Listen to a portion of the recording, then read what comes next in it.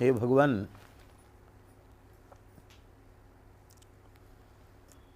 हमारी आपके चरणों में प्रार्थना है कि हम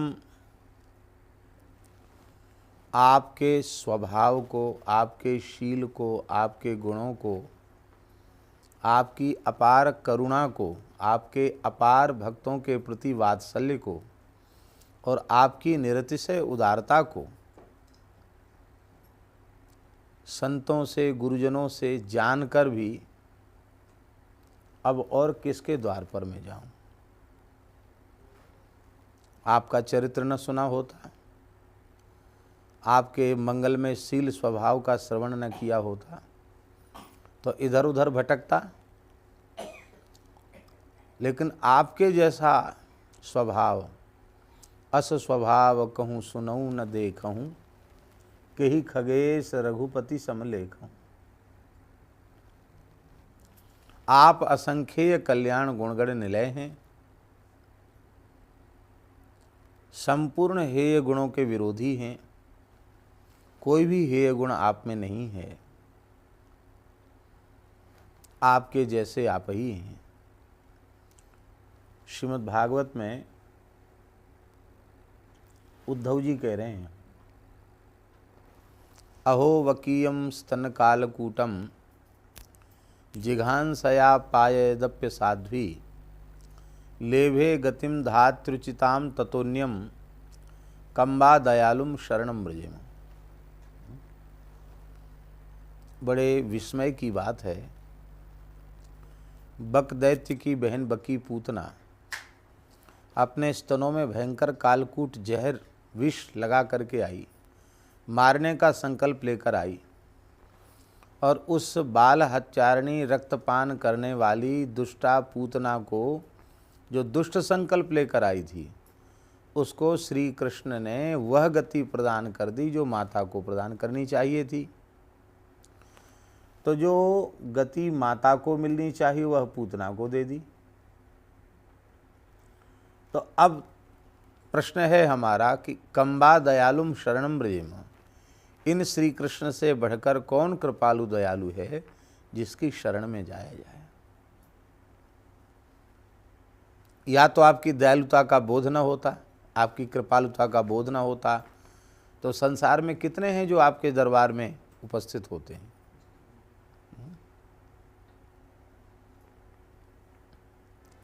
हरि गुरु संतों की कृपा से आपकी शरणागति मिली, आपने अपना लिया और आपका नाम लेता हूँ, आपके गुणों का श्रवण करता हूँ, आपके गुणों को गाता हूँ। अब इतने के बाद भी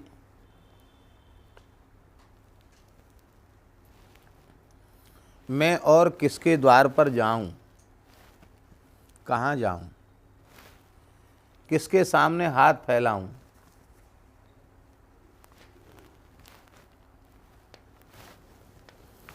किसके सामने हाथ फैलाऊं, क्योंकि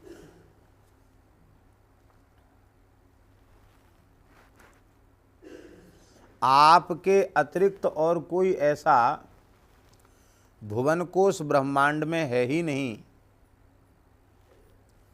जो हमारे मंगतापने को नष्ट कर सके। मंगतापना कब, मंगतापना जानते हो ना, मांगने का अभ्यास, आदत। मंगतापन वो कब नष्ट होगा,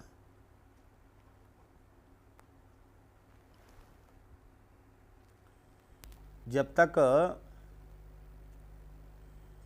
पूर्णता जीवन में नहीं आएगी, जब तक मनुष्य कामना रहित, इच्छा रहित नहीं होगा, तब तक तो मांगने का स्वभाव बना रहेगा। तब तक तो उसको बारंबार संसार के पदार्थों की, वस्तुओं की आवश्यकता का अनुभव होता रहेगा और जब आवश्यकता का अनुभव होता रहेगा तो वो मांगता रहेगा।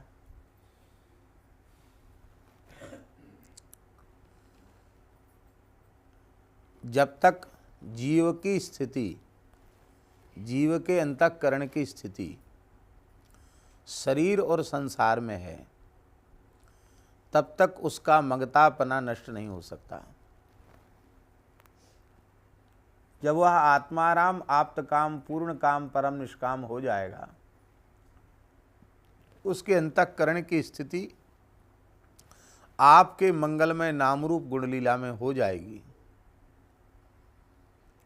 फिर उसे संसार की तो चले क्या, इस विश्व ब्रह्मांड की किसी भी वस्तु की, पद की, प्रतिष्ठा की, ऐश्वर्य की अणुमात्र इच्छा स्वप्न में भी नहीं रह जाएगी। और ऐसी पूर्णता आपके अनुग्रह से ही प्राप्त हो सकती है।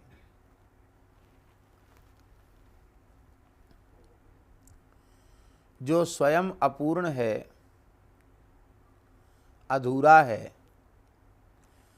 वह दूसरे को पूरा कैसे करेगा? जीव के अभाव की निवृत्ति आपका हुए बिना होती नहीं। आपका हो जाए, सारे अभाव समाप्त हो जाते हैं। अभाव इसलिए समाप्त हो जाते हैं कि अभाव जो है ना वो प्रकृति में है, और भगवदीय होने के बाद चित्त की स्थिति भगवान में हो गई। भगवान में हो गई तो कुछ नहीं चाहिए। सकल भुवन मध्य निर्धनास्ते धन्या, निवसति हृदये साम श्री हरेर भक्ति रेखा। हरिरपि निज लोकम सर्वथा तो विहाय, प्रविशति हृदय तेषां भक्ति सूत्रोपनद्धः। संसार में धनहीन पुरुष को अच्छा नहीं माना जाता है।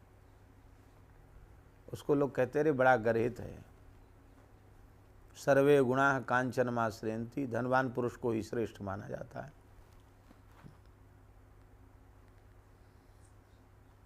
अकुलीन हो, वो अच्छे कुल में पैदा नहीं हुआ, धनवान है तो लोग कहेंगे अरे बड़ा कुलीन है। धनवान होने पर अकुलीन को कुलीन कह दिया जाता है।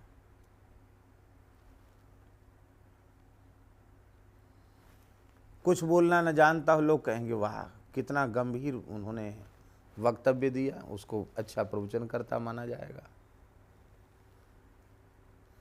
भले ही उसके आने से सभा की शोभा बिगड़ गई हो, लोग कहेंगे वाह आपके आने से तो चार चांद लग गए।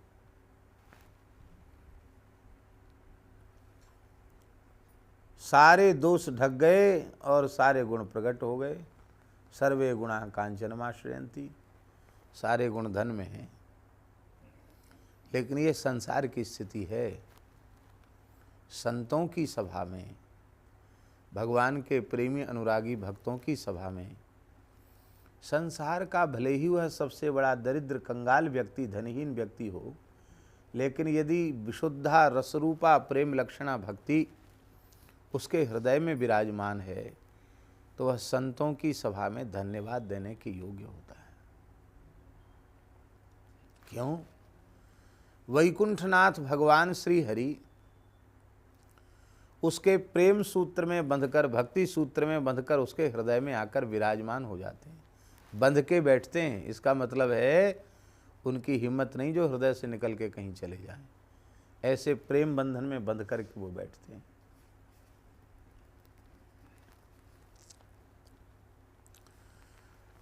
तो जब तक जीव आपका नहीं होता तब तक उसका मगतापना नष्ट नहीं होता है। आपका हो जाए तो उसकी सारी इच्छाएं समाप्त हो जाती हैं।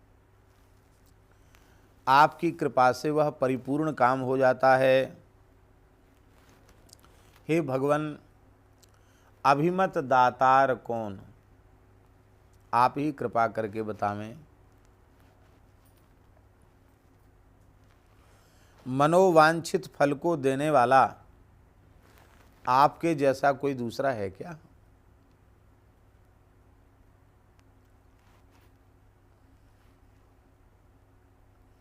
देवता फल तो देते हैं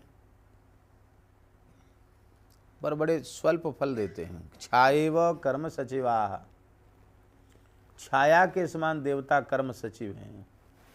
हाथ उठाया हाथ की छाया जितनी उठी, जितना हाथ उठा उतनी हाथ की छाया उठ गई।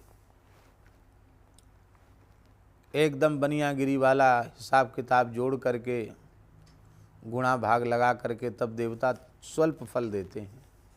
और आप लेते तो कुछ भी नहीं हो, देते सर्वस्व दे देते हो। अरे फल की क्या चले, आप रीझ जाते हो तो अपने आप को भी दे डालते हो। तो ऐसा उदार चक्र चूड़ामणि आपके अतिरिक्त और होगा कौन? वह तो एकमात्र आप ही हैं। हे भगवान, मन वांछित फल को देने वाला आपके जैसा कोई दूसरा नहीं है। अभिमत दातार कौन, दुख दरिद्र दारे, जो हमारे दुख और दारिद्र्य का विनाश करने वाला हो। दुख क्या है और दारिद्र्य क्या है?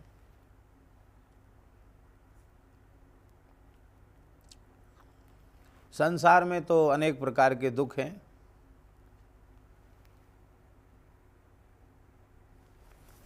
लेकिन जो निष्काम प्रेमी भक्त हैं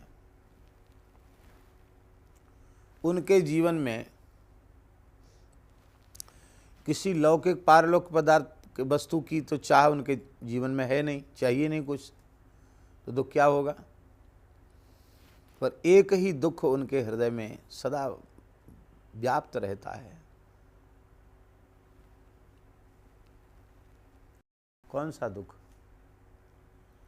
हे रघुनंदन प्राण प्रीते, तुम बिन जियत बहुत दिन बीते। ये दुख उनको व्याप्त रहता है। न जाने कितने कल्प, कितने युग बीत गए आपको देखे बिना। श्रीमन महाप्रभु जी कह रहे हैं, युगायितम निमेषेण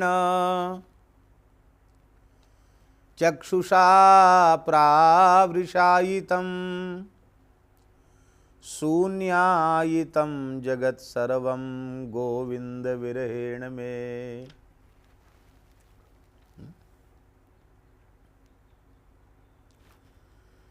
एक एक पलक गिराने का समय हे श्री कृष्ण आपके वियोग में युगों के जैसा व्यतीत हो रहा है।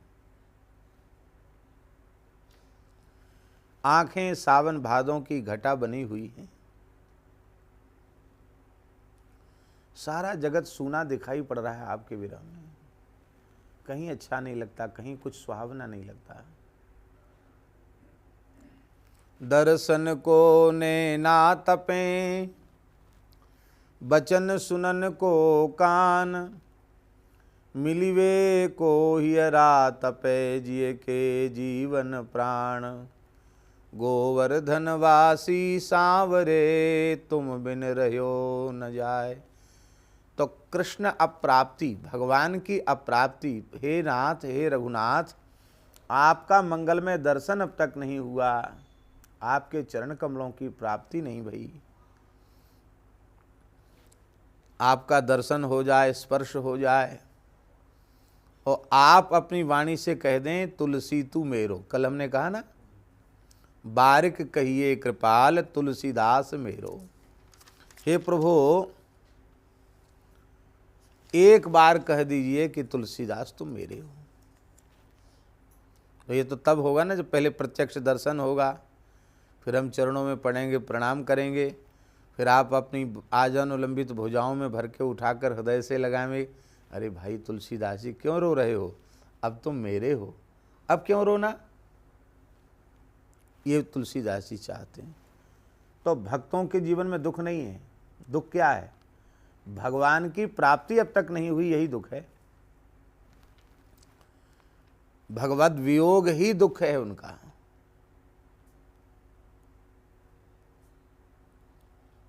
मीरा जी कह रही है, जो मैं ऐसा जानती, प्रीति किए दुख होए, नगर ढिंढोरा पीटती, प्रीति करो जनि कोय। हमें ऐसा पता होता कि इतना रोना तड़पना पड़ेगा तो हम तो सब जगह घोषणा कर दे, भैया सावधान रहना, भगवान के प्रेम के चक्कर में मत पड़ना। यही दुख है। इस दुख का नाश, अभिमत क्या है? तुलसीदास जी का अभिमत है केवल प्रभु का प्रत्यक्ष दर्शन, उनकी निरंतर निष्काम सेवा, यही उनका अभीष्ट है और इसी दुख की निवृत्ति वे चाहते हैं। दारिद्र्य क्या है?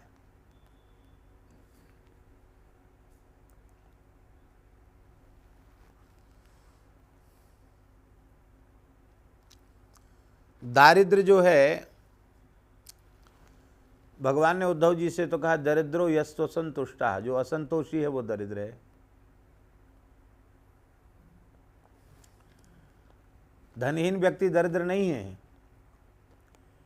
धनवान व्यक्ति भी दरिद्र है, महादरिद्र है। चाहे जितनी संपत्ति हो उसको संतोष बिल्कुल नहीं है, हाहाकार कर रहा है, हाय हाय ये भी मिल जाता, ये भी मिल जाता, पाप से मिले चाहे पुण्य से मिले, चाहे जैसे मिल जाए, भले ही किसी को पीड़ा पहुंचानी पड़े, क्या है, पर हमें मिलना चाहिए। ऐसा व्यक्ति दरिद्र है। संतोष जिसको है वही धनवान है। जब आवे संतोष धन सब धन धूल समान, और वह संतोष आपके भजन के बिना नहीं होगा। तो हे प्रभु, हमारी दरिद्रता का नाश भी तभी होगा जब हम ईमानदारी से अहरनिश आपका स्मरण करेंगे, आपकी सेवा करेंगे, आपका भजन करेंगे। दरिद्रता नाश का मंत्र क्या है? उपाय क्या है? ले अब प्रभु कृपा करहु यही भांति, सब तजी भजन करो दिन राती। हम सब त्याग कर अहरनिश आपका स्मरण करें। अब ये तो आपसे ही पूरी होंगी ये इच्छाएं, इनको तो दूसरी कौन करेगा। तो अब आप ही बताइए, मैं आपके सामने हाथ न फैलाऊं तो फिर किसके सामने जाऊं, किसका आश्रय लूं, किसके सामने हाथ पसारूं? हे भगवान, धर्म धाम राम काम कोटि रूप रूरो, साहब सब विधि सुजान दान खड्ग सूरो।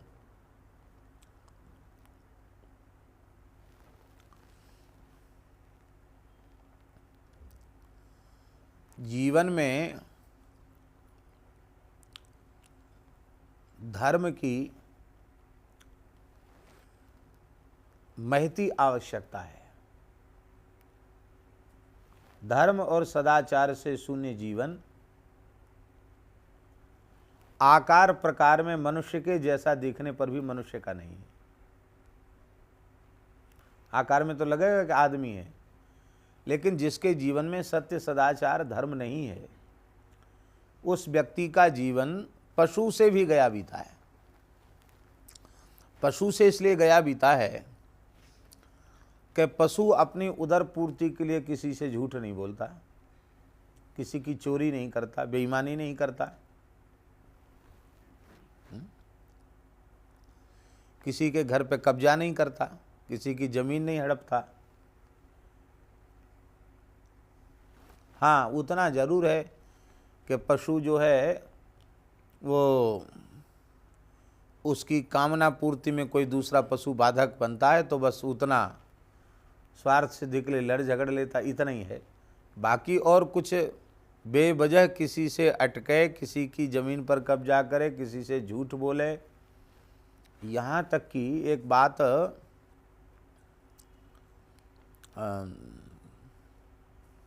कहने में तो तनिक संकोच होगा, लेकिन फिर भी कहनी चाहिए। इसलिए कहनी चाहिए कि पशु जो है और मनुष्य की अपेक्षा कम विषयी है।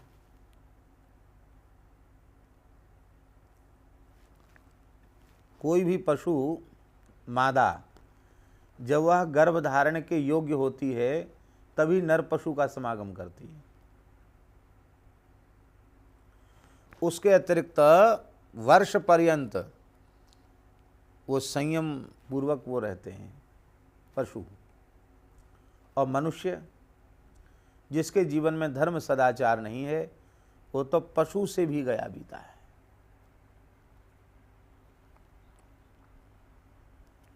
पशु की अपेक्षा और अधिक नीचे गिर जाता है।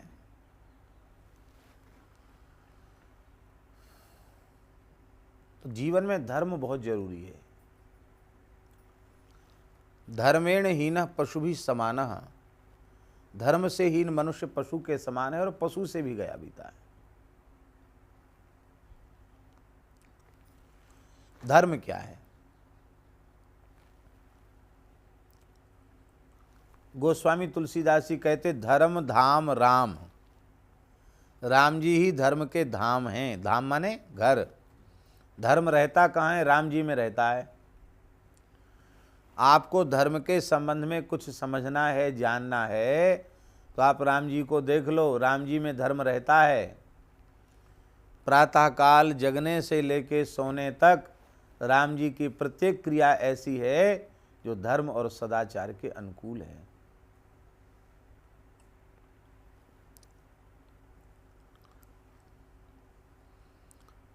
सभा, आम सभा बुलाई थी दशरथ जी ने, जिसमें सारे मंडलिक राजा भी आए थे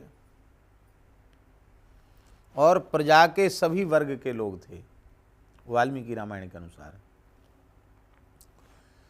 और उस सभा में दशरथ जी ने यह प्रस्ताव किया था कि यदि आप लोगों का मत हो, आप लोग यदि राजी हों, तो अब 60,000 वर्ष हमको छत्र के नीचे बैठे बैठे हो गया।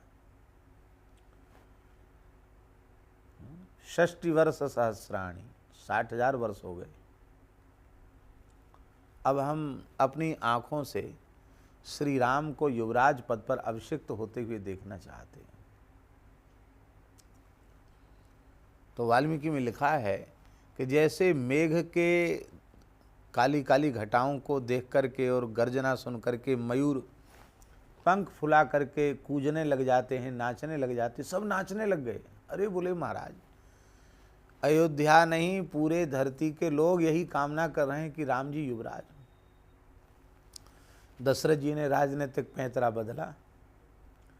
दशरथ जी बोले इसका मतलब है हमारे शासन में, हमारे प्रजा पालन में कहीं न कहीं चूक कमी रह गई, तो आप हमको नहीं चाहते हो, राम जी को युवराज बनाना चाहते हो। तो ऐसी कौन सी बात है जो आप लोग राम जी के पक्ष में, एक भी कोई विरोधी नहीं है, सब एक साथ राम जी को युवराज क्यों बनाना चाहते हो? सब सन्नाटा छा गया। कह रहे महाराज ये तो हमारे मन की ले रहे थे अपना, तो इन्होंने तो दूसरी ही बात कह दी। इन्होंने कहा नहीं आप बोलो। तो सभा के लोग उठ के खड़े हुए। उन्होंने कहा महाराज सत्य बोलने का, निर्भीकता का पाठ आप लोगों ने ही हमको पढ़ाया है, इसलिए हमें तनिक भी संकोच नहीं है।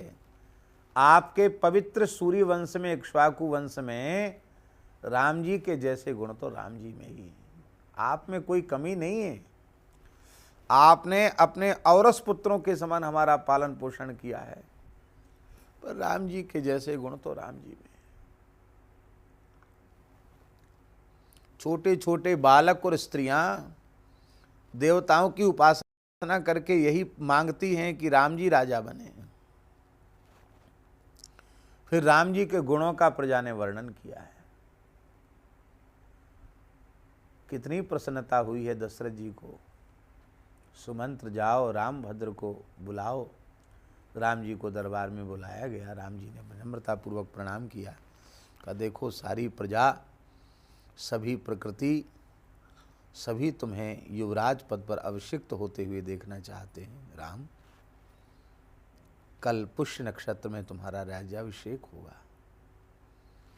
वशिष्ठ जी ने कहा, राम करो तुम संयम आजू, तुमको व्रत करना होगा। वो कल जो होने वाला अभिषेक है उसका पूजा पाठ अनुष्ठान सब शुरू हो गया था, उसमें राम जी दीक्षित थे। रात भर में तख्ता पलट गया।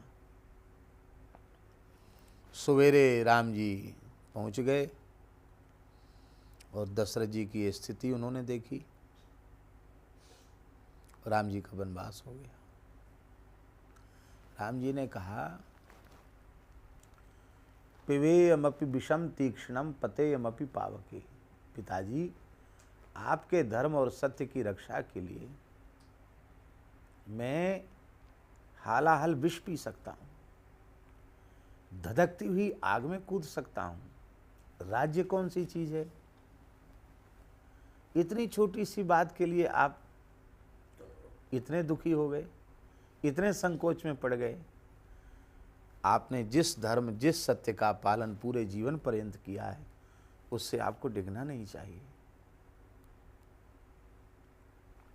हम सोच रहे थे कि हम तो बड़े हैं, हमको छोटा सा राज्य दे रहे हैं, जंगल बड़ा है तो बड़े को तो बड़ा मिलना चाहिए। आपने तो बड़ी कृपा की हमारे ऊपर।